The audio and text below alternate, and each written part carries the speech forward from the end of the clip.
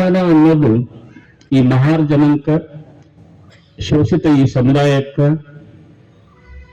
ಇದು ತಾತ್ಕಾಲಿಕ ಅಲ್ಲ, ಟೆಂಪ್ರರಿ ಅಲ್ಲ, ತೋರಿಸಲಿಕ್ಕೆ ಅಲ್ಲ. ಇದು ಭಾರತ ದೇಶದ ಇತಿಹಾಸದ ಉದ್ದಕ್ಕೂ ಅವರ ರಕ್ತಗತವಾಗಿ ಹೊರದು ಬಂದಿರತಕ್ಕಂಥದ್ದು. ಸ್ವಾಭಿಮಾನ, ಪ್ರಾಮಾಣಿಕತೆ, ನಿಷ್ಠೆ, ಸ್ವಾಮಿ ನಿಷ್ಠೆ ಇದು ಎಲ್ಲವೂ ಸಹಿತ ಭಾರತದಲ್ಲಿ ಆರ್ಯರ ಬರುಕ್ಕಿಂತ ಪೂರ್ವೊಳಗಿನ ರೂಢಿ ಇದ್ದಿರ್ತಕ್ಕಂಥದ್ದು.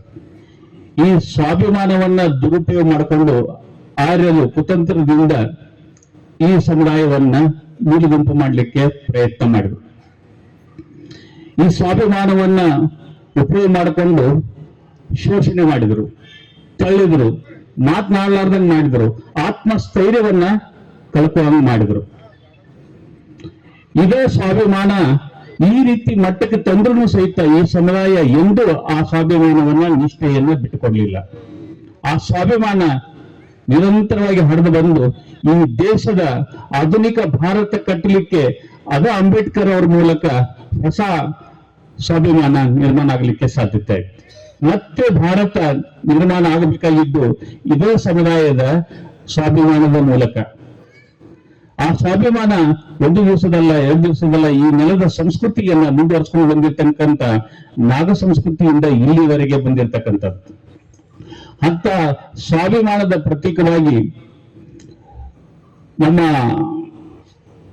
ದೇಶದಲ್ಲಿ ಹೋರಾಟಗಳು ಅನೇಕ ನಡೆದು ಹೋಗಿದಾವೆ, ಆರ್ಯರ ಮಧ್ಯೆ ಮತ್ತು ನಾಗ ಜನಾಂಗದ ಮಧ್ಯೆ.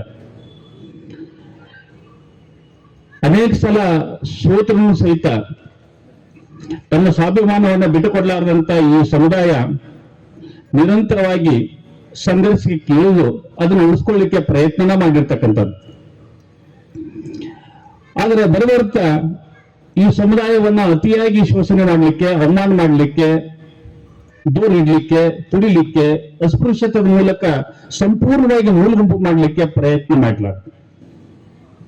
ಆ ಪ್ರಯತ್ನದೊಳಗೂ ಸಹಿತ ಈ ಸಮುದಾಯ ನಿರಂತರವಾಗಿ ಹೋರಾಟ ಮಾಡಿಕೊಂಡ ಬಂತು.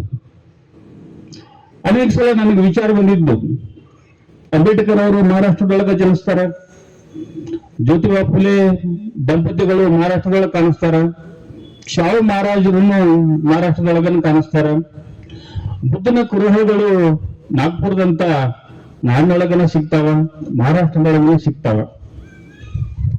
ಮತ್ತು ಮಗ್ಗಲೊಳಗೆ ಇದ್ದಿರ್ತಕ್ಕಂಥ ಮಹಾರಾಷ್ಟ್ರದೊಳಗೆ ಈ ರೀತಿ ಕುರುಹುಗಳು ಯಾಕ, ಕ್ರಾಂತಿಕಾರಕವಾಗಿರ್ತಕ್ಕಂಥ ವಿಚಾರಗಳು ಮಹಾರಾಷ್ಟ್ರದೊಳಗೆ ಯಾಕ ಅಂತಂದ್ರ ಈ ನಾಗ ಸಮುದಾಯದ ಬದುಕಿನ ಮೂಲದ ಬೇರುಗಳನ್ನು ಮಹಾರಾಷ್ಟ್ರದೊಳಗದ. ಆ ಬೇರುಗಳು ಮಹಾರಾಷ್ಟ್ರದೊಳಗೆ ಇದ್ದದ ಕಾರಣಕ್ಕಾಗಿನ ನಮ್ಗಿಲ್ಲಿ ಈ ಪರಂಪರೆ ಹುಟ್ಟಲಿಕ್ಕೆ ಕಾರಣ ಆಗತ್ತೆ.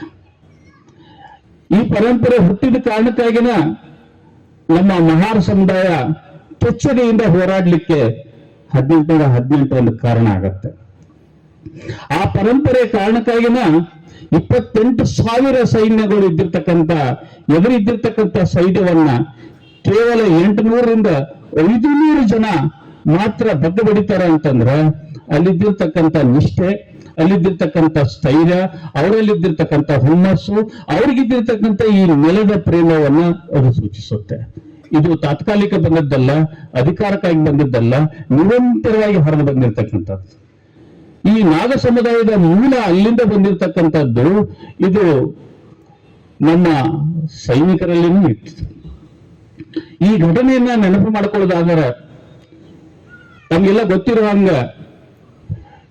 ಹಂಗ ಬ್ರಿಟಿಷ್ ಆಂಗ್ಲ ಮತ್ತು ಮರಾಠ ಯುದ್ಧಗಳು ನಿರಂತರವಾಗಿ ನಡೀತಾನೆ ಇದ್ದು